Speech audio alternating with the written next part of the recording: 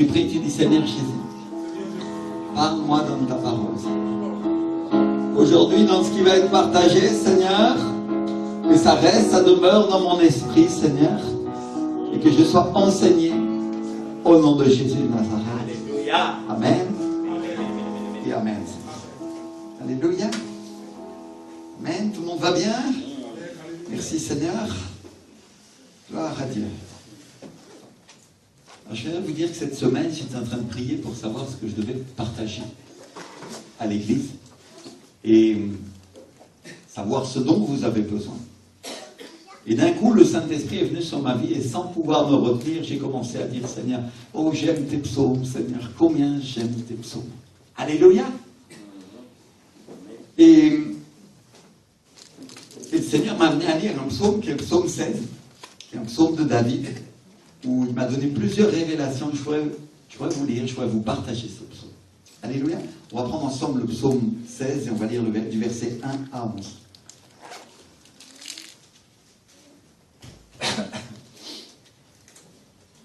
C'est un psaume de David.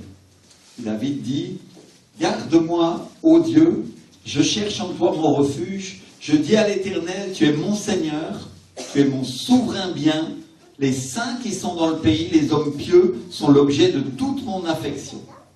On multiplie les idoles, on court après les dieux étrangers.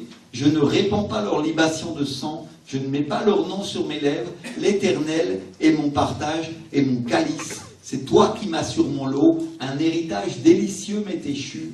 Une belle possession m'est accordée. Je bénis l'Éternel, mon conseiller. Dites avec moi, mon conseiller.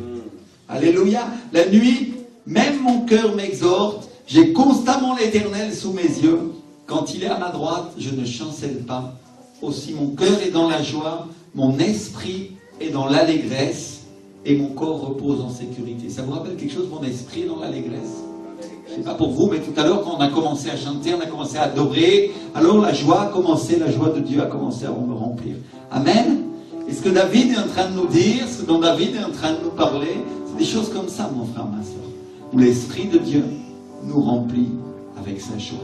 Alléluia. Car tu ne livreras pas mon âme au séjour des morts, tu ne permettrais pas que ton bien-aimé voie la corruption, tu me feras connaître le sentier de la vie, il y a d'abondantes joies devant ta face, des délices éternelles à ta droite. Dites avec moi, des délices éternelles. Amen. Et au verset 5 en espagnol, la traduction Reina Valera, elle prend en compte quelque chose qui n'est pas dans la traduction française, mais qui se trouve dans le texte original en hébreu. Et je voudrais vous traduire ça littéralement en français pour que vous puissiez recevoir cette chose-là. Alléluia. Elle dit, l'Éternel est la portion de mon héritage et de ma coupe. Tu soutiens mon sort. Les cordes, dites avec moi les cordes. Les cordes m'ont amené dans des endroits de délices. Et c'est merveilleux l'héritage qui m'est échu. Alléluia. Et le mot qui est utilisé pour corde, c'est un mot hébreu, qui est le mot gébel, qui n'apparaît pas dans la traduction Louis II en français, mais qui apparaît dans d'autres traductions, et qui apparaît dans le texte original. Et c'est un mot qui veut dire corde. Dites avec moi corde. C'est un mot qui nous parle d'une ligne avec laquelle on mesure, et aussi de liens avec lesquels on attache, de liens avec lesquels on tire. Et c'est important d'étudier le texte original en hébreu, parce que parfois pour la traduction, des fois les traducteurs ont jugé qu'on perdait un petit peu en compréhension, ou ils pensaient qu'on allait perdre, parce que dans la manière dont ils pensaient, vous savez que beaucoup de textes français ont été traduits par des gens qui étaient parfois religieux. Il ne faut pas oublier une chose, nous sommes limités parfois, non? Vous le savez? C'est pour ça que c'est intéressant de lire plusieurs traductions. C'est intéressant de lire aussi les textes en hébreu, d'utiliser tous ces instruments. Les pasteurs savent de quoi je parle. On a les numéros Strong qui nous aident à connaître le sens original du grec ou du mot hébreu. Alléluia. Et ça nous permet d'approfondir la parole. Dites avec moi, approfondir. Alléluia. Et malheureusement, la traduction de Louis II en français, elle a sauté un petit détail que les traducteurs de la Reina Valera en espagnol n'ont pas omis. On va relire ce passage. L'Éternel est la portion de mon héritage et de ma coupe. Dis avec moi, mon héritage et ma coupe. Alléluia. Tu soutiens mon sort. Les cordes m'ont amené dans des endroits de délices. Et c'est merveilleux l'héritage qui m'est échu. Alléluia. Et c'est intéressant quand on parle de ces cordes, cette ligne avec laquelle on mesure, mais aussi ces liens avec lesquels on tire. C'est intéressant parce que la Bible, elle nous parle d'une mesure de grâce qui nous a été donnée, qui nous a été impartie par Dieu. Dis avec moi, une mesure de grâce. Alléluia. Et la corde servait aussi à mesurer un volume, une quantité. Et David est en train de nous dire, d'une certaine manière, je crois vraiment que David était conscient que son héritage, c'était un héritage du ciel. Parce qu'au verset 5, il dit l'Éternel est mon héritage, et ensuite, tout de suite après, il nous parle des cordes, il nous parle de cette mesure de grâce qui a été versée sur lui, il nous parle de cette mesure, et il dit cette mesure de grâce m'a emmené dans des endroits de délices. Alléluia, ces cordes. Vous savez, il y a des expressions en hébreu, ou il y a des expressions dans n'importe quelle langue, qu'avec un seul mot, on est capable de comprendre tout un concept. Et je crois que les traducteurs de la Louis II, ils l'ont fait sauter, ça parce qu'ils étaient... Soit ils ne l'ont pas vu, soit ils se sont dit que les gens n'allaient pas comprendre le concept, non. Mais c'est intéressant de comprendre ce concept, parce que Dieu est en train de dire d'une certaine manière, cette mesure de grâce m'emmène dans des endroits de délices. C'est ce qu'il dit David. Alléluia. Amen. C'est plus clair comme ça. Moi, ça m'aide à comprendre.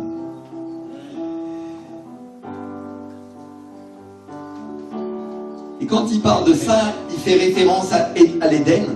Il fait référence au paradis terrestre, parce qu'en hébreu, Éden, ça veut dire endroit de délices. C'est un jardin des délices. Cette mesure de grâce me fait connaître des endroits de délices. Ça y est, on commence à comprendre. Merci Seigneur. Et c'est une révélation. Si l'Esprit de Dieu ne m'avait pas montré, je ne l'aurais jamais vu. J'ai lu la Bible comme vous des dizaines de fois, mais c'est le jour où Dieu veut vous montrer quelque chose. Alors, bam, on a la révélation. Dis avec moi, révélation. On a besoin du Saint-Esprit pour ça. Amen. Il y a un message pour nous. Et il est en train de dire, David, des endroits semblables à Éden. Des endroits où l'homme, avec tout, avec Dieu. Alléluia, c'est corps, la mesure de grâce avec laquelle tu m'as sauvé. Seigneur, il est en train de parler de Jésus, et on avance parce que Jésus va arriver 1000 ans après, mais il est la représentation de Jésus. Et il prophétise. Mais en même temps, il dit, cette mesure de grâce que tu m'as donnée, Seigneur, me conduit dans des endroits qui sont semblables au ciel, des endroits semblables à Éden, des endroits de délices. Alléluia. Qu'est-ce qu'il y avait en Éden? L'homme avait droit à tout, la présence du Saint-Esprit était là, le vent du Saint-Esprit soufflait dans le jardin, Dieu le Père se promenait avec lui, on entendait sa voix. Alléluia. Donc cette mesure de grâce nous conduit dans un endroit qui est semblable au ciel, mon frère, ma soeur. Alléluia. Et David est en train de nous dire ça il y a 3000 ans. Alors qu'il est sur la terre, inspiré par le Saint-Esprit, il donne une parole qui est pour le peuple de Dieu, une parole qu'il est en train de vivre, et il dit, la mesure de grâce que tu m'as donnée, Seigneur, nous amène en haut. Alléluia. À combien plus forte raison, mon frère, ma soeur, la mesure de grâce que nous avons en Jésus peut nous conduire en haut, dans cet endroit céleste. Alléluia. Il faut comprendre une chose, un endroit céleste, c'est pas comme un endroit terrestre. Amen. Il n'y avait pas le ciel, c'est pas la terre. Et donc, ce que tu sais, ce que tu comprends et ce que tu vois ici sur la terre, c'est souvent très différent de ce qu'il y a au ciel. Alléluia. Et quand tu rentres dans une église comme la nôtre en ce moment, ou qui est encore plus réveillée peut-être, gloire à Dieu, tu vois tous ces croyants en train d'adorer en langue et de faire des choses. Et tu dis, qu'est-ce qu'ils font tous ces gens-là? Eh bien c'est simple, mon frère, ma soeur. Ils croient en Jésus et ils profitent de la mesure de grâce que Dieu leur a donnée pour monter dans un endroit céleste et en avoir une partie ici sur la terre. Alléluia. Dis avec moi, Dieu est mon héritage. Amen. Mon héritage. Merci Seigneur. Gloire à Dieu. Alléluia. Donc la mesure de grâce qu'il y a dans sa parole nous conduit au ciel, nous conduit dans les endroits où il y a le Saint-Esprit. Il est partout aussi, ici ici sur la terre, mais il va nous conduire dans un endroit où sa présence se manifeste. Alléluia. Merci Seigneur. Et ce verset est intéressant aussi parce que si on étudie le mot corps, le mot Jebel, on se rend compte qu'il y a une deuxième signification, il y a un deuxième sens. Parce qu'il nous parle de liens, il parle de nous tirer avec des liens. Évidemment, quand on parle de liens, on pense tout de suite au diable, au démon qui nous lie avec des chaînes pour nous tenir captifs.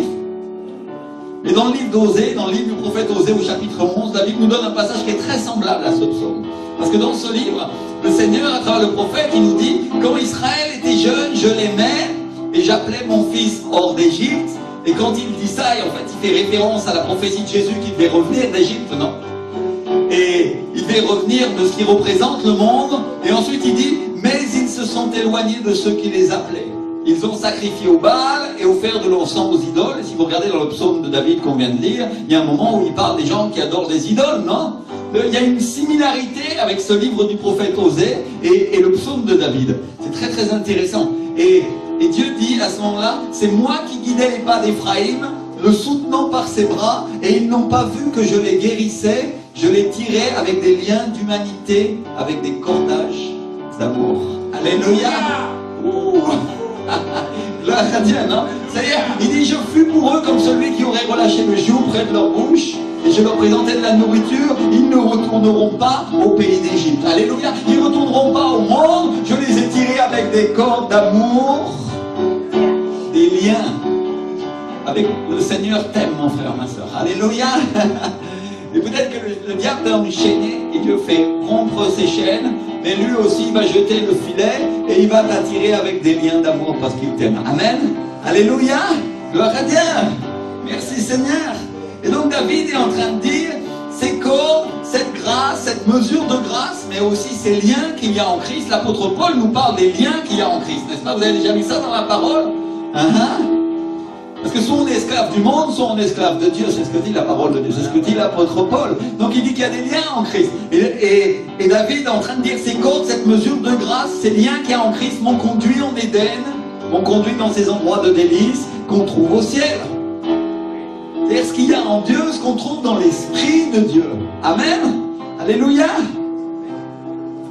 Et mon frère, ma soeur, tu vas faire des expériences avec Dieu, tu vas faire des expériences dans l'Esprit qui vont te conduire dans des endroits célestes.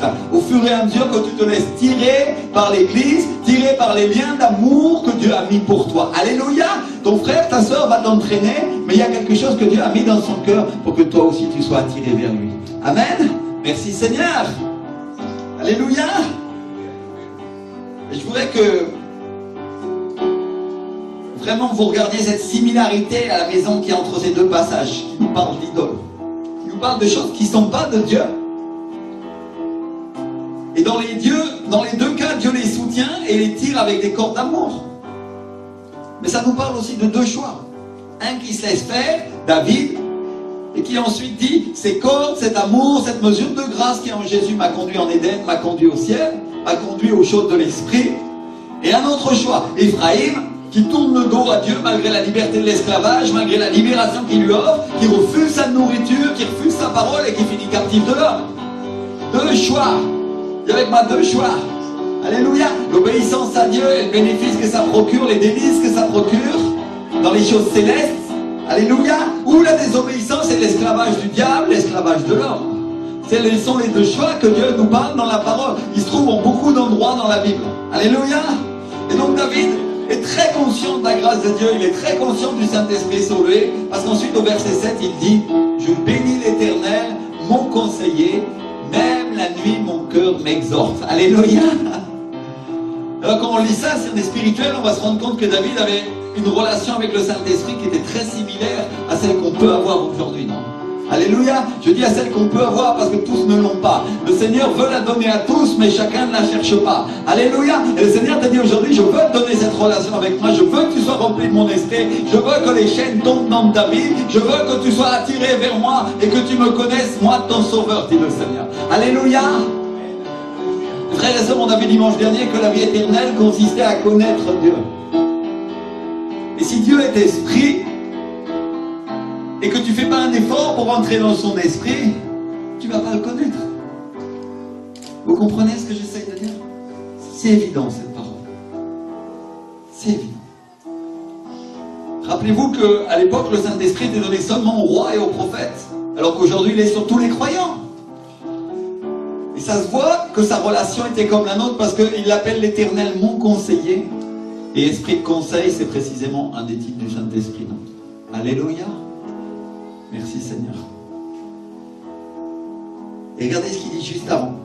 Il l'appelle l'Éternel, c'est-à-dire Dieu. Il l'appelle esprit de conseil qui est Dieu. Et il lui parle, il le bénit, il le remercie pour ce qu'il lui apporte. Il y a 3000 ans, mon frère, à peu près. C'est-à-dire que celui qui le conseille, c'est Dieu. On ne parle pas d'un conseil des hommes, on ne parle pas d'une personne qui se confie uniquement en Dieu et qui a le Saint-Esprit pour ami. Alléluia. On parle d'une personne qui fait ça, qui se confie uniquement en Dieu et qui a le Saint-Esprit pour ami. Amen. Pas d'une personne qui se confie en l'homme ou en ce que pensent les hommes. Et on parle d'une personne qui connaît le conseil de Dieu et qui sait ce que c'est que d'être conseillé par le Saint-Esprit. Parce que sinon, il ne dirait pas mon conseiller. N'oubliez pas que David était roi. N'oubliez pas qu'il pouvait avoir accès à de nombreux conseillers, un peu comme les présidents aujourd'hui. Mais lui, il dit du Saint-Esprit, mon conseiller. Et il parle de lui comme une personne sur laquelle on peut toujours compter. Donc on est en train de parler d'une relation spontanée d'amitié avec Dieu, comme un croyant ou une croyante peut en avoir une aujourd'hui. On est en train de parler d'avoir une telle intimité qu'à un moment le Saint-Esprit entre et il commence à dire des choses qu'il n'a pas prévues. Et l'autre, la présence du Saint-Esprit entre dans sa chambre, elle s'empare de sa bouche et il commence à parler, il commence à dire des choses. Il commence à dire ce psaume. Alléluia. Vous voyez ce que j'essaye de dire? Tout à l'heure j'étais en train de dire l'église mature et commence à grandir parce que certains d'entre vous commencent à rentrer dans l'esprit et Dieu a commencé à remplir leur bouche. Alléluia. Merci Seigneur. N'oubliez pas qu'il y a un ordre dans l'église aussi. Mais la présence du Saint-Esprit va faire ce genre de choses. Alléluia. Elle va créer une adoration, elle va créer un mouvement de louange spontané, elle va créer des choses incroyables dans la présence de Dieu. Amen. Et donc David vit cette expérience. Il commence à dire des choses qu'il n'avait pas prévues, des choses qui viennent pas forcément de lui, mais qui viennent de son esprit. Il commence à dire des choses qu'il y avait à l'intérieur de son cœur, mais qui sont des choses inspirées par le Saint-Esprit. Alléluia. Amen. Alléluia. Un petit peu comme ce que je vous ai raconté au début, je me suis assis dans la présence de Dieu, loin de moi l'idée de me comparer à David, mais juste vous dire que tous les croyants peuvent vivre cette chose-là. Je me suis assis chez moi, j'ai commencé à adorer, j'ai commencé à glorifier Dieu, la présence du Saint-Esprit est venue, et j'ai commencé à dire, oh Seigneur, combien j'aime tes psaumes. Alléluia. C'est sorti de ma bouche presque malgré moi-même. Je dis bien presque parce que l'esprit du prophète est soumis au prophète. J'aurais pu fermer ma bouche, mais comme je savais que l'esprit allait parler en moi, je l'ai laissé faire. Alléluia. Amen. Merci Seigneur. Vous comprenez ce que j'essaie de dire? Oh, les chandavas. Et frère, ça je dois vous dire que quand c'est arrivé ces choses-là, jamais j'avais dit à Dieu que j'aimais ces psaumes de cette manière-là, avec une telle sincérité. Je savais que c'était quelque chose qui était vrai à l'intérieur de moi. Je peux vous le dire parce que je lis souvent les psaumes. Un des trucs que je lis le plus souvent, c'est les psaumes. J'aime les psaumes.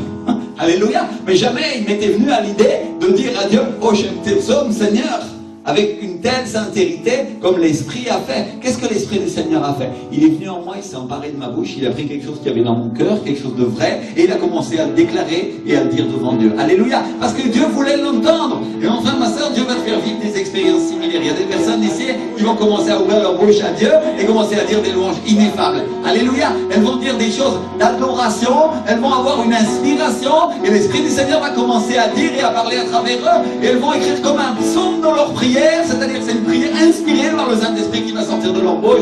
Elles vont commencer à dire Alléluia, oh Seigneur, combien je t'aime, tes merveilles. Et elles vont dire, et elles vont mettre la main sur leur bouche et dire c'est moi qui dis ça.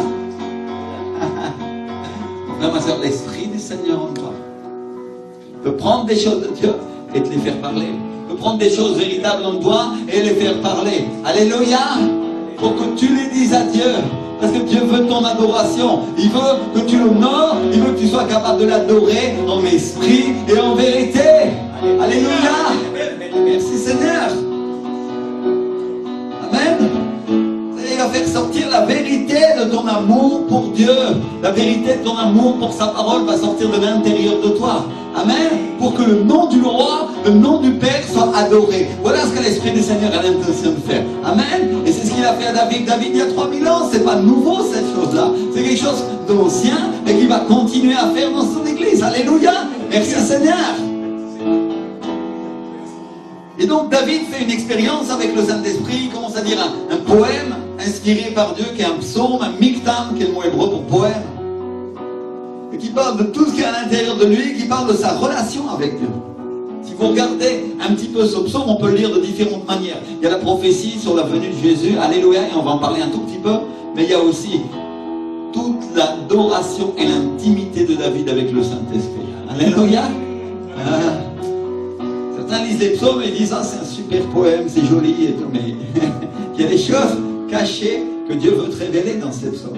Alléluia. Merci Seigneur.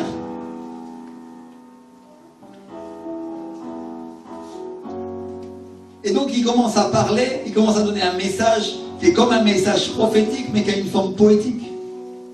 On parle d'un message inspiré par le Saint-Esprit, qui est comme une prière, qui est à la fois un poème et un chant, qui a été gravé, qui est un psaume, et qui fait aujourd'hui partie de la Bible. Alléluia. Combien savent que les psaumes, pour la plupart, c'était des chansons inspirées par le Saint-Esprit. Alléluia. Chansons ou des prières. On dit psalmodier. Parce que psalmodier, c'est chanter en priant. Alléluia. Et c'est ce qu'on essaye de faire ici quand on adore le Seigneur, que notre chanson ne soit pas une chanson figée, mais soit quelque chose qui sorte de l'esprit et qui sorte de notre bouche. Alléluia. Et on commence à prier, et Dieu va nous faire sortir des rails de la, comment dire, des choses préprogrammées, pour que les choses soient programmées comme elles sont programmées au ciel. Alléluia. Est-ce que tu crois que les anges chantent avec juste un pupitre de chansons, en disant voilà, aujourd'hui, à tel jour, telle chanson, après la numéro tant, et après la... Non. L'Esprit fait ça, et après il change autre chose, et après, tu lis le livre d'Apocalypse, et tu vois que les anciens jettent leur couronne, dans un mouvement spontané de l'Esprit, ils reconnaissent que Dieu est le roi, ils s'agenouillent, ils disent Seigneur, alléluia, nous ne sommes pas dignes, mais tu es digne. Amen. Alléluia. Il y a des choses que Dieu va faire qui seront au ciel et qui vont commencer à se faire dans l'église parce que l'Esprit du Seigneur est en train de changer, il est en train de transformer et la parole de Dieu dit que la gloire à venir sera plus grande que la première. Alléluia. Dieu est en train de dire vous allez expérimenter des choses que les autres n'ont pas expérimentées avant mais qui sont dans ma parole, qui sont dans ma Bible, vous dites le Seigneur. Alléluia. Ushina Kobaya. Remba Baba. Ushakabata Kabaya. Il vient un temps nouveau, dit le Seigneur, il vient un temps roi. Un temps où tu jetteras ta couronne. Un temps où tu adoreras ton roi. Un temps où tu seras moi, dit le Seigneur. Oh Sénakina et Messina. Le temps de serrer contre moi, dit le Seigneur. Ceux qui m'aimeront encore.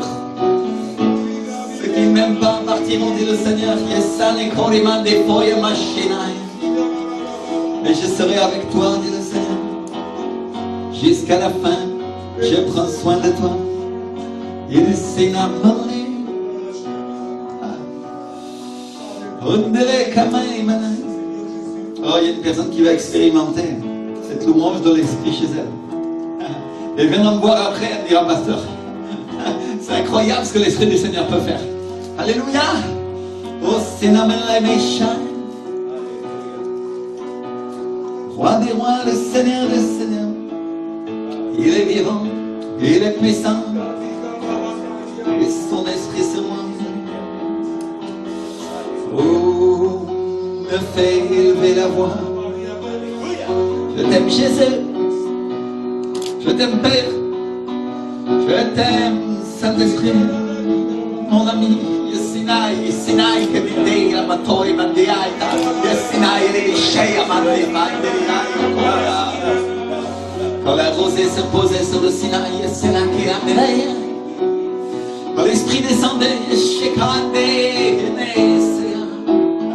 et tous te voyaient, tous ça voyait la crainte, Seigneur. Yesinai, karande, les sindoho.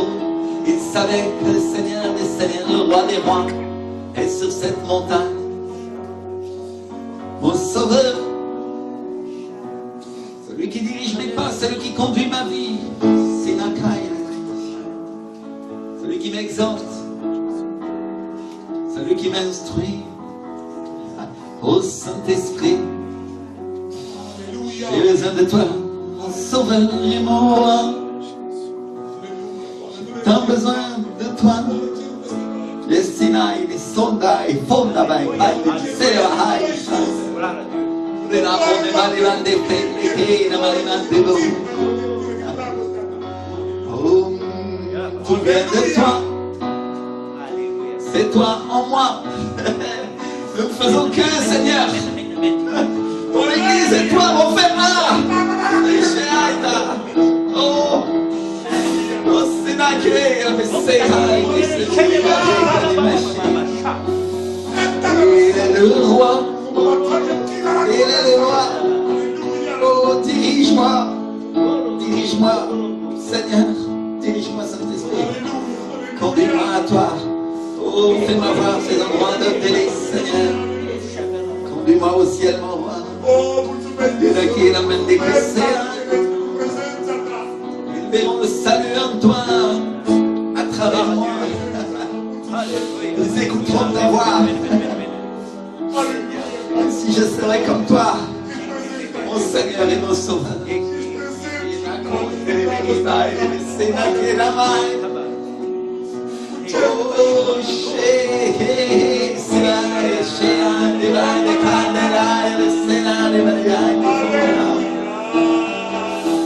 Il est le Sauveur, mon roi, il est le Seigneur. Celui qui dirige mes pas, c'est ma approche. La vie chrétienne, c'est toi. Il n'y a rien d'autre en dehors de toi. Oh, moi. C'est en toi que je veux vivre.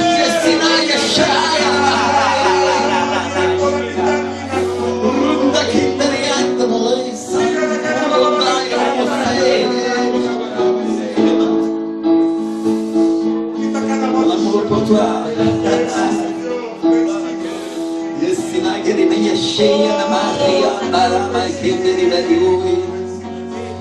Aide-moi à l'exprimer, Seigneur. Oh, mon roi. On s'en prie comme ça. Qu'il a, je veux cette relation avec toi. Je la veux, Seigneur. Yes,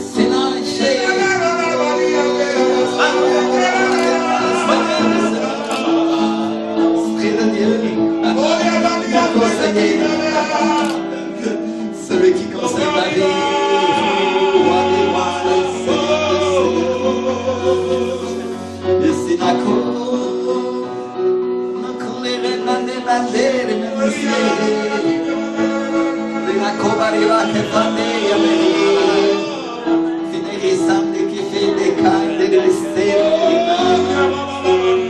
c'est toi mon roi, c'est toi en moi.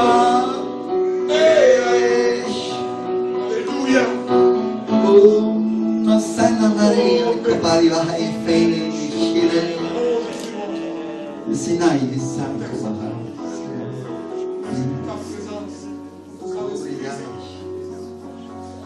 Couvre-nous, Jésus. Couvre-nous. De la vie, Seigneur. Et de l'air. Nous restons ton âme. Nous restons ton cœur, Seigneur. Guéris mon corps. Livre-toi à ton rang. Livre-toi. Livre-toi. Si tu dis j'aime le Seigneur de tout mon cœur, tu dis j'ai besoin de l'air.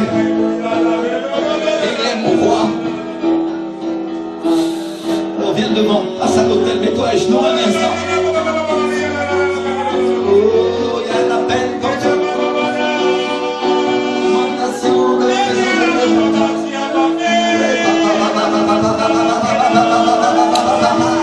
celui qui dit dirige-moi, Saint-Esprit, passe devant. Mets-toi à genoux et dis Seigneur, tu es mon roi. Dirige-moi. Oh, papa, je t'aime, papa. Dirige-moi. conduis-moi, enseigne-moi, exhorte-moi, fortifie-moi. Oretanema Sidaya Nesina. Réponds à son appel. Yeshua. Jéhovah Rapha. Essenaï Ramassegare Ramai. Oh, Christ, Saint-Esprit, conduis-moi. Conduis-moi à toi, conduis-moi,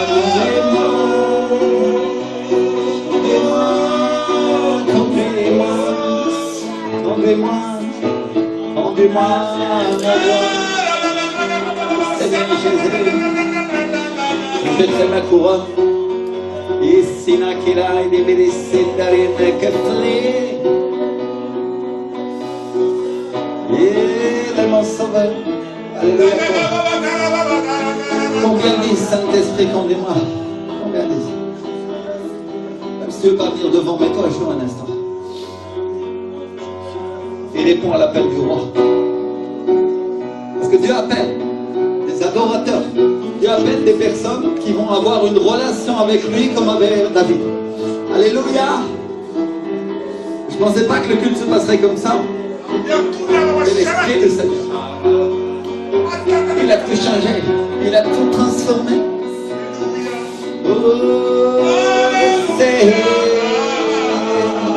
Mets-toi à genoux devant Dieu. Dis-lui, Seigneur. Mon roi. Tu es précieux pour moi. J'ai besoin de toi. J'ai besoin de toi, Seigneur. De toi. Laisse ta puissance, Seigneur. J'ai besoin de toi. Laisse Saint-Esprit avec puissance,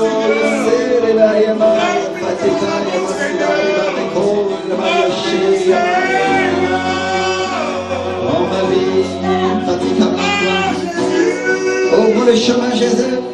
Ouvre le chemin, Saint-Esprit. Ici, la combat et les magnifiques,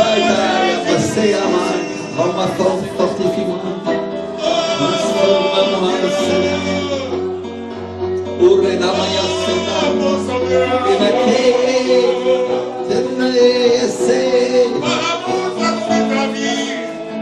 Précieux Jésus.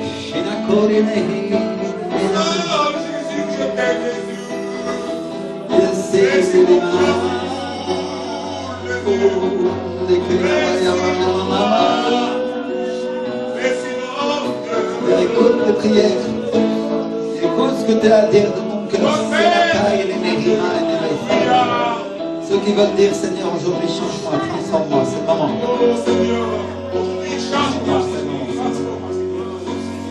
Il y a une porte ouverte pour ceux qui veulent rompre avec les liens du passé aujourd'hui. C'est maintenant, c'est maintenant. Dans la présence du Saint-Esprit, que la liberté commence à se produire. Alléluia. Alléluia. Dieu tient en compte le fait que si tu viens à l'autel, le fait que si tu livres ton cœur, Dieu regarde toutes ces choses. Oh, c'est la caille à main des pailles. C'est là qu'il va aider le message. Merci, mon papa. Merci, mon papa. Comment de courir. Merci, Transforme mon cœur, Seigneur. Transforme mon roi. Je t'aime, mon Jésus. Je t'aime, cher Saint-Esprit. Merci toi, Seigneur, mon roi.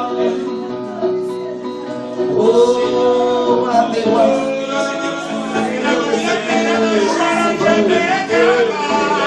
liberté en toi. La liberté en toi. C'est le précieux sauveur. Et je me comparer à des femmes, des bénins, des messages. Aujourd'hui, comme David, je te loue. Oh,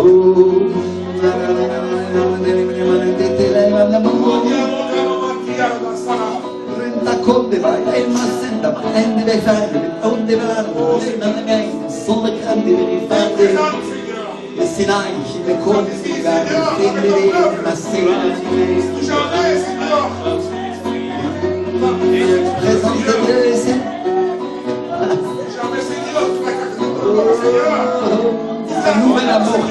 commencer à déverser sur ta vie.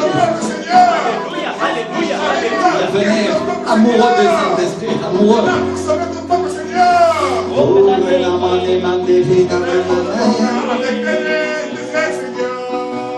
Amoureux de lui. Oui, Seigneur.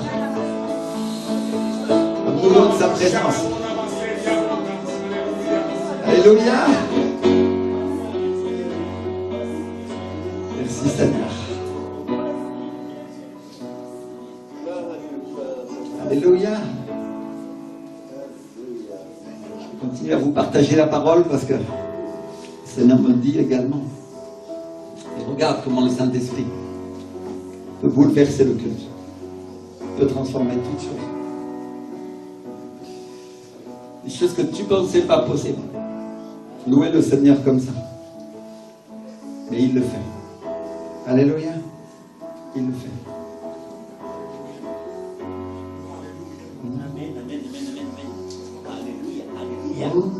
Alléluia. Il disait que David vivait ces choses-là. Le Saint-Esprit venait en lui, il venait sur lui, comme il vient de le faire à l'instant. Il prenait des choses qui étaient vraies en lui et il les faisait sortir. Alléluia. Il faisait sortir sa nature. Dis avec moi sa nature. Sa nature en Dieu. Amen. Et David est tellement conscient qu'il appartient à lui. Tellement conscient de son héritage en lui. Qu'à un moment, au début du psaume, au verset 2, il dit « Il n'y a pas de bien pour moi en dehors de toi. » Il est en train de dire « C'est toi seul, Seigneur, mon héritage. » Alléluia. Il y a beaucoup de gens qui pensent que l'héritage, c'est les choses de la terre. Dieu va nous donner des choses sur la terre, c'est certain. Alléluia. Mais David était roi et il manquait de rien. Il avait la totalité, il avait tout ce qu'il voulait. Mais il a compris que son héritage, c'était Dieu. Il n'y avait pas d'autre valeur. Amen. Et ensuite, au verset 7, après avoir remercié et béni Dieu, après avoir dit qu'il bénissait le Saint-Esprit, il dit « Même la nuit, mon cœur m'exhorte. » Alléluia. En espagnol, la Reina Valera nous dit « Même pendant les nuits, il enseigne ma conscience. » Le mot utilisé pour conscience, le mot utilisé pour cœur, c'est le mot kilia, qui est un mot hébreu qui nous parle des reins, qui désigne les reins, et au sens figuré désigne la pensée, à savoir l'être intérieur, le cœur et les entrailles. Dis avec moi ce qu'il y a à l'intérieur de moi. À l'intérieur, au plus profond. Alléluia. Et donc d'une certaine manière, David est en train de dire, même la nuit, il me conseille, même la nuit, il m'enseigne. Même la nuit, il me donne la force. Il parle des reins, les reins c'est la force. Même la nuit, il enseigne mon cœur. Même la nuit, il enseigne mes entrailles. Il enseigne ce qu'il y a à l'intérieur de moi. Alléluia, ce qu'il y a au plus profond. Et si on regarde la Bible, si on regarde la parole de Dieu, qui est-ce qui sonde les reins, qui explore les pensées du cœur? Le Saint-Esprit, n'est-ce pas? Alléluia. Et c'est écrit dans le psaume 7. Alors quand on lit ce passage, on se rend compte que David était conscient que le Saint-Esprit l'enseignait. On voit qu'il vivait cette expérience que peut vivre chaque croyant aujourd'hui, quand il passe du temps avec Dieu, quand il étudie sa parole. Donc on parle de quelqu'un qui pense à Dieu, on parle de quelqu'un qui est tout le temps en train de penser à lui, qui parle avec lui. On ne parle pas des chrétiens tièdes, qui tournent le dos à Dieu, qui n'ont aucune relation avec lui, comme on parlait dimanche. Non, non, on parle de gens sincères, qui aiment Dieu et qui veulent passer du temps avec lui. Alléluia. L'apôtre Jean, dans la première lettre de Jean, dans le Nouveau Testament, il nous éclaire sur la manière dont Dieu le fait. Parce qu'il dit, quand il dit l'onction que vous avez reçue de lui, l'onction que vous avez reçue de Jésus,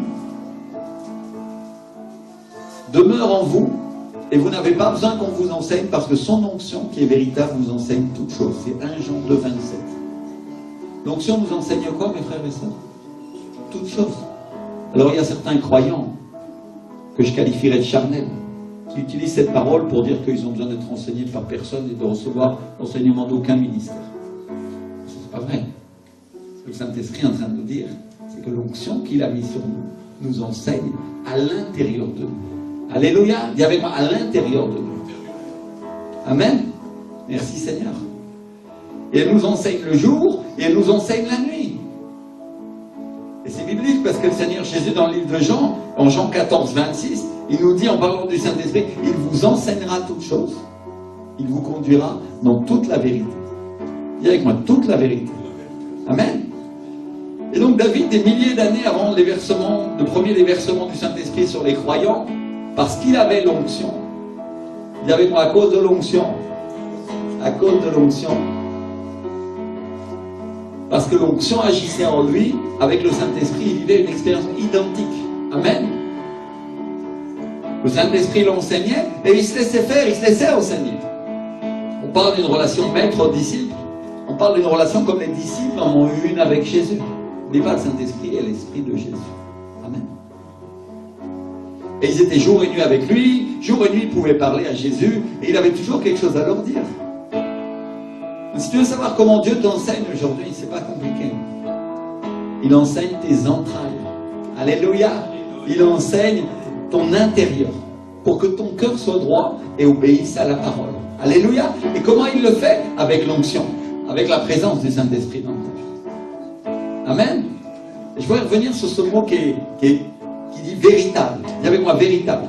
L'onction que vous avez en vous est véritable, c'est ce qu'il dit l'apôtre Jean. Que le mot utilisé en grec, c'est le mot aletses. Ça veut dire véritable, qui ne cache rien, mais aussi qui manifeste, qui met à découvert. Et on apprend une chose, c'est que l'onction manifeste, elle met à nu ce qui est caché. Autant ce qu'il y a dans les personnes que ce qu'il y a en Dieu. Alléluia. Ça, c'est pour ça que quand on sent l'onction, quand on sent la présence du Saint-Esprit, ou quand on impose les mains, il y a des choses mauvaises qui étaient cachées, et aussi les démons parfois qui étaient dans les personnes qui commencent à sortir. Parce qu'elles sont manifestées. Alléluia. Dieu manifeste ce qui était caché, manifeste les péchés cachés. Mais tu dois savoir aussi une chose sur l'onction, sur la présence du Saint-Esprit, c'est qu'elle manifeste aussi la nature de Dieu. Alléluia. Elle va manifester la vérité. Elle va rendre capable les personnes de manifester les choses de Dieu. Elle les rend capables de manifester les choses qui sont dans la parole. Amen. Et l'onction va révéler, elle révèle la parole. Elle amène à la lumière ce qui est caché. Et des fois, quand on dit amener à la lumière, on pense tout de suite aux choses mauvaises, non? Mais regardez ce verset. Ce qui est caché appartient à Dieu, et ce qui est révélé, ce qui vient à la lumière, appartient à qui? Aux enfants, à nous.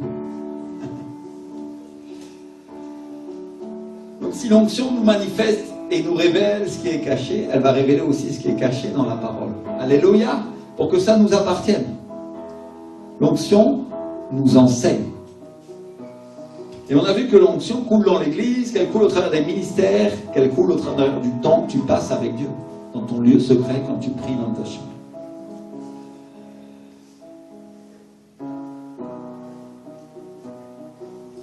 Et des fois, on voit la prière, on voit le temps passé avec Dieu comme une perte de temps. À cause de ce qu'on a à faire, à cause des choses de la vie, à cause de la pression du monde, parce qu'on a tous des responsabilités. On a tous des choses à faire et on a tous des choses à produire. N'est-ce pas? Il y en a qui travaillent, il y en a qui ont à s'occuper de leur famille, de leurs enfants, de leurs petits-enfants. Et moi, comme pasteur, petit à petit, je deviens expert à chercher Dieu. Pourquoi? Parce que c'est ma responsabilité. Dis avec moi, ma responsabilité. Alléluia. De vous apporter à manger chaque dimanche. Et il y en a qui, ici, savent que ma seule préoccupation à partir de lundi, ceux qui me connaissent, c'est de chercher la prédication que je vais apporter le dimanche à l'église. Les pasteurs peuvent comprendre ça. Parce qu'ils sont inquiets pour les brebis, ils ont la responsabilité des brebis. Comme pasteur, cette semaine, j'étais inquiet pour la prédication. Comme souvent. Parce que tant que Dieu ne m'a pas parlé, tant que je ne sais pas et je n'ai pas commencé à écrire ce que le Saint-Esprit voulait, alors je suis là et je dis, Seigneur, tu veux quoi pour ton église? Et la plupart des gens qui me connaissent aussi savent que mon emploi du temps, je l'organise en fonction de ça. Je commence à faire des choses quand Dieu a commencé à me parler. En général, avant, non. Sauf si je n'ai pas le choix.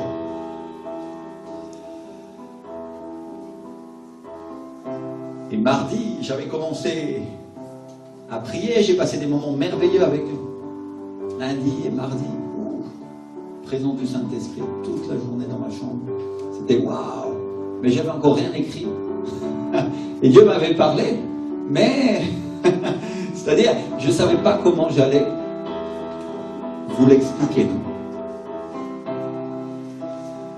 Et je me suis rendu compte que ça prenait du temps, ça prend du temps d'étudier la parole. Et je me demandais si j'allais avoir le temps de finir. C'est-à-dire, les pasteurs ne sont pas soumis au stress parce qu'ils ne travaillent pas. Ben, mon frère, ma soeur, tu te trompes gravement. Parce qu'on doit s'occuper des gens qui ont des difficultés, on a les choses de l'église à s'occuper, et on a aussi des choses spirituelles à s'occuper. Alors, il faut comprendre que quand on amène un message de la part de Dieu, ça présente un travail, parce que Dieu nous parle des fois en quelques minutes, on a la révélation, et on l'a compris pour nous, mais c'est un vrai travail d'avoir la grâce de la part de Dieu de l'amener pour que le peuple de Dieu puisse le comprendre. Et des fois, je suis obligé de prier pour ça. Et Dieu m'avait parlé. Et j'étais en train de me dire comment je vais faire pour que ces choses rentrent dans leur cœur, comment je vais faire pour que ces choses, ils les comprennent, non? Ou ils puissent les vivre. Parce que souvent, je prêche des choses et les gens, ils sortent de là et ça leur passe au-dessus. Et pour être honnête avec vous, je vois souvent celui qui a compris, celui qui n'a pas compris. Parce que Dieu me le montre. Ou celui qui a compris ça, ou celui qui a compris un peu plus. Parce qu'on voit qu'il y a quelque chose qui est dans son cœur, l'Esprit du Seigneur me le montre. Je ne suis pas Dieu. Ce que Dieu me montre, je le sais. Ce qu'il ne me montre pas, je ne peux pas le savoir. Et vous savez, quand on cherche dans la parole de Dieu, on est comme des mineurs. Et quand un mineur trouve une mine d'or, vous avez déjà vu les mineurs, comment ils font? Il y a des versets dans la parole de Dieu, dans le livre de Job, qui nous parlent des mineurs qui sont comme balancés au loin du monde, non? Et vous pourrez lire ces versets-là. C'est incroyable, c'est merveilleux, c'est une richesse. Mais quand tu es mineur, tu vas trouver des diamants, des pierres précieuses ou de l'or. Et la parole de Dieu, elle vaut bien plus que ça, mon frère, ma soeur. Mais il y a une chose que tu sais, c'est que tu as l'expérience de savoir quand il y a quelque chose de caché.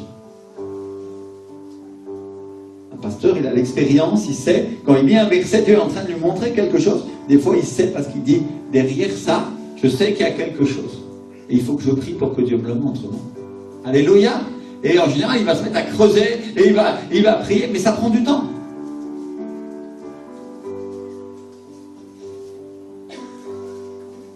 La parole de Dieu, c'est une mine comme ça. Et moi, je savais que ça allait me prendre du temps de comprendre, je savais que ça allait me prendre du temps de chercher l'inspiration de Dieu pour que vous puissiez recevoir et comprendre cette parole. Parce que c'est une chose de la recevoir pour soi, comme je viens de dire, mais c'en est une autre de la préparer pour les autres et pour que tout le monde la comprenne. Des fois, un pasteur, il est obligé de revenir à des choses qui paraissent élémentaires parce que tout le monde doit recevoir. Alléluia! Et ici, on a un public de tout niveau, il y a des gens plus spirituels, et il y a des gens qui viennent de venir au Seigneur, et tout le monde doit recevoir. Alléluia! Alors, je me posais la question de savoir si j'aurais le temps de développer ça. Et à un moment, le Saint-Esprit m'a dit, est-ce qu'il ne fallait pas que je t'enseigne pour que tu puisses enseigner? Je vais vous partager ça. Parce qu'il y a une chose que j'ai compris il y a déjà des années, quand j'ai vu le Saint-Esprit à Bogota pour la première fois, et que le pasteur Ricardo, mon pasteur, a été utilisé pour que j'ai les yeux ouverts sur la vie chrétienne, une vie qui doit être remplie de l'Esprit. Une chose que j'ai compris, c'est qu'on ne peut pas donner ce qu'on n'a pas reçu.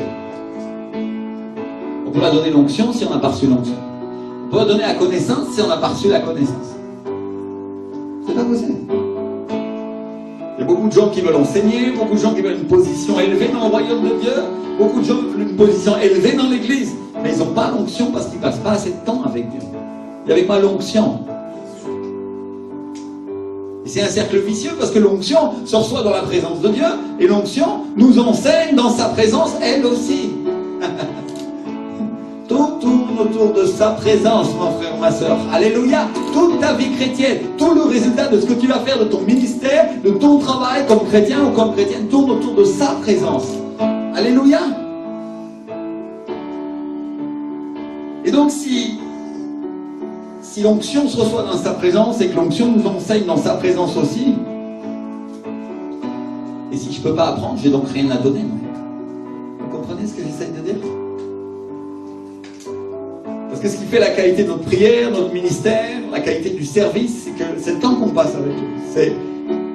C'est la qualité de notre relation avec Dieu. C'est si on est inspiré par lui. Dis avec moi, inspiré par Dieu. Et certains chrétiens que moi je qualifierais de tièdes, ils vont dire, oh mais ça c'est normal pour un pasteur. Mais est-ce que tu ne comprends pas, mon frère, ma soeur, que nous sommes des rois et que si Dieu nous a donné le Saint-Esprit, c'est ce que Dieu veut pour chaque chrétien. Chaque chrétienne. Bien sûr, le pasteur, ça doit être plus. Mais Dieu veut la même chose pour toi, mon frère, ma soeur. Parce que toi aussi, tu as un ministère. Toi aussi, tu es appelé dans l'Église à servir. Alléluia! Peu importe, tu fais partie du corps de Christ. Que ce soit celui qui est à la porte, à celui qui prêche au pupitre ou celui qui joue au piano, chacun doit être rempli du Saint-Esprit. Et moi, amen. Chacun doit se laisser enseigner par Dieu et avoir une communion avec le Saint-Esprit. Personnelle. Une expérience avec lui. Amen. Parce que la question est là. David, Saoul. Saoul, David. Où je méprise le témoignage de Dieu, je méprise sa parole, je méprise ses serviteurs et je vais perdre l'onction et être rejeté par Dieu. Ou je fais comme David et j'aime l'onction, j'aime le Saint-Esprit et je le laisse m'enseigner et prendre la place qu'il faut dans mon cœur pour que je puisse prendre ma place dans le ministère et prendre ma place dans le corps. Alléluia, en étant rempli de lui. Parce qu'il n'y a pas de mystère, il n'y a pas de secret dans l'Église. On ne prend pas sa place si on n'est pas rempli de Dieu. C'est la condition sine qua non. Ce matin, Dieu me mettait dans mon cœur ce verset-là que mon pasteur prêche beaucoup. Il disait la première condition pour que, dans le Nouveau Testament, pour que les gens servent aux tables, pour qu'ils servent à manger, c'était qu'ils soient remplis du Saint-Esprit. Je ne sais pas si vous réalisez ce que ça veut dire. Ça veut dire qu'ils devaient être spirituels et être remplis de l'Esprit simplement pour pouvoir servir à manger à leurs frères. C'était ça la condition de l'Église du Premier Testament. Du Premier Testament, pardon. Du Nouveau Testament. Alléluia. La première Église. J'ai fait un lapsus. Excusez-moi. C'est ça la condition. Est-ce que tu crois que ça a changé, mon frère, ma soeur? Bien sûr que non. Certaines églises, elles prennent les gens, elles prennent ceux qui sont intelligents, elles prennent ceux qui ont l'air d'être engagés. Mais le Saint-Esprit, lui, non, il ne fait pas comme ça. Lui, il prend celui que lui, il appelle parce qu'il sait son cœur et il voit une personne qui veut être remplie de lui et même si elle ne sait pas grand-chose, elle va être formée par lui. Alléluia. Vous comprenez? Voilà l'œuvre de Dieu. Évidemment, tout le monde ne va pas être pasteur, tout le monde ne va pas être évangéliste, tout le monde ne sera pas prophète, tout le monde n'a pas un ministère au sens propre du terme. Mais tout le monde est appelé à travailler au sein du ministère. Tout le monde est appelé à travailler pour être un membre du corps de Christ qu'est l'Église. Chacun a un poste et un travail dans l'Église. Mais tu ne peux pas prendre ton poste et ta communion dans le corps de Christ si tu n'es pas rempli du Saint-Esprit, si tu n'as pas cette expérience-là avec le Saint. Alléluia. Je ne dis pas ça pour condamner. Je dis ça parce que c'est la parole de Dieu qui nous l'enseigne. Et je dis ça parce que c'est ce que Dieu veut pour toi, que tu prennes ta position. Alléluia. Dieu t'appelle à ce que tu fasses tous tes efforts pour que tu aies cette communion, tu aies cette relation avec Dieu à ton niveau. Dieu ne te demandera pas que tu sois au-dessus du niveau de celui qui est le plus spirituel, mais qu'au moins tu fasses un effort pour le connaître. Alléluia. Pourquoi? Parce que quand tu entendras la voix de ton pasteur qui te dira fais ceci ou fais cela, tu n'obéiras pas comme un homme obéit parce qu'il doit obéir comme à l'armée. Tu obéiras parce que tu entends aussi la voix de Dieu dans sa bouche. Alléluia. Parce que tu as une relation avec Dieu et le Saint-Esprit te confirmera et te dira oui, ça vient de moi. Alléluia. Voilà l'Église. La religion nous a enseigné à avoir une vie tellement différente et c'est pas ça.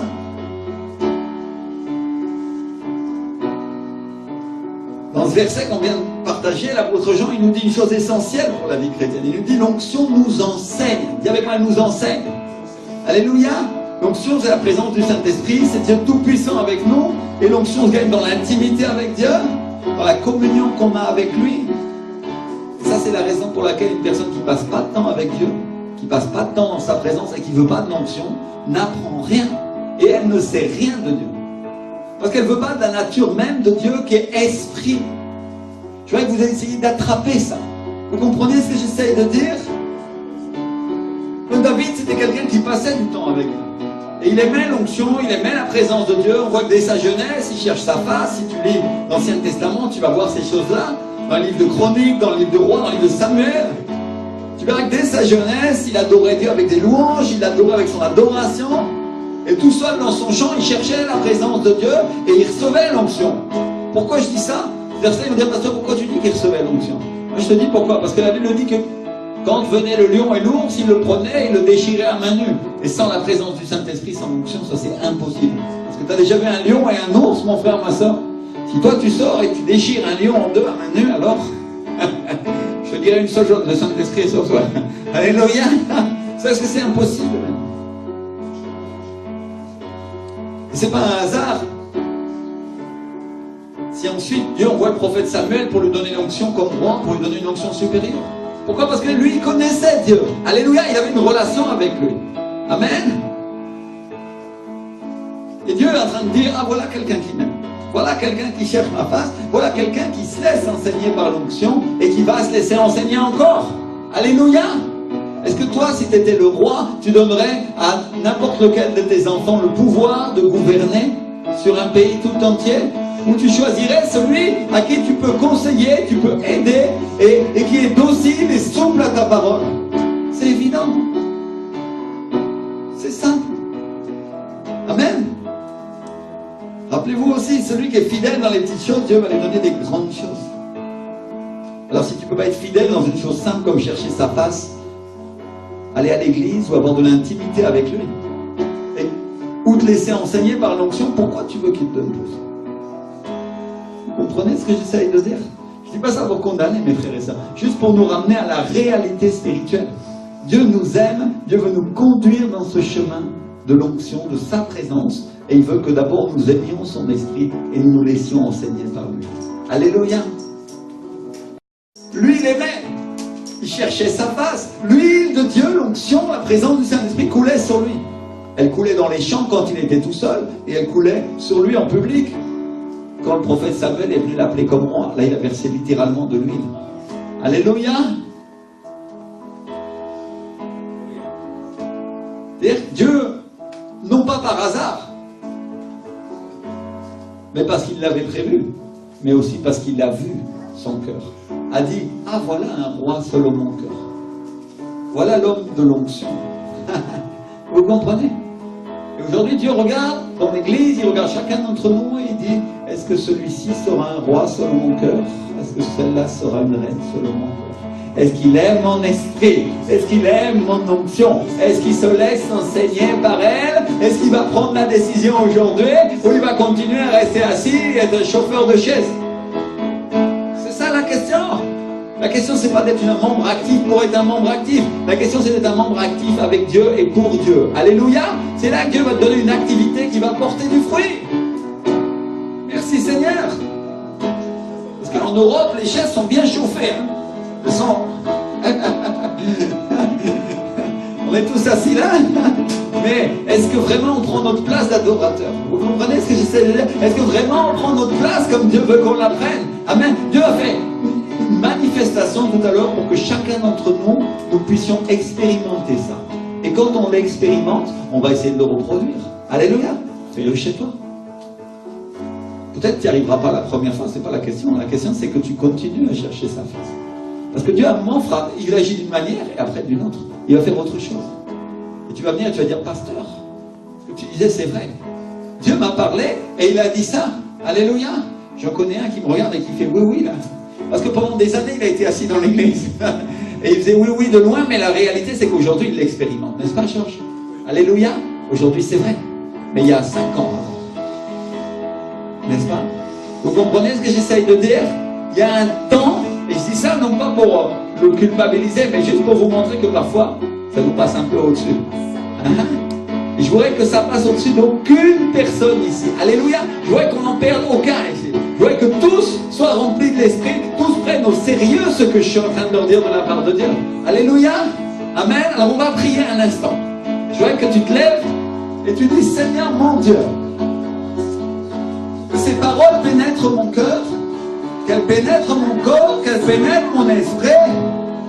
Et que j'aime ton onction au point de me laisser enseigner par elle. Aide-moi à avoir cette relation avec toi, Saint-Esprit. Alléluia. Tous les jours, Seigneur. Tous les jours, je puisse me lever tôt pour prier. Tous les jours, je puisse être avec toi. Tous les jours, ô Éternel, Seigneur, je puisse entendre ta voix. Et tous les jours, je puisse faire quelque chose pour toi. Et tous les jours, je puisse apprendre de toi. Dis-lui. Dis-lui à lui. Et sois pas comme ces personnes qui disent oui un jour et le troisième jour, elles arrêtent. Non, tu continues. Même si Dieu ne parle pas au départ, il parlera à la fin, crois-moi. Oh, shekabarema defaya. Il commence à prier. Rends-moi persévérant, rends-moi efficace, rends-moi capable. Alléluia. Et que rien, aucune de ces choses que tu déverses dans ton église se perde, mon Dieu, au nom de Jésus de Nazareth. Amen et Amen, Seigneur. Alléluia. Amen. On est d'accord, mes frères et sœurs? Amen, merci Seigneur.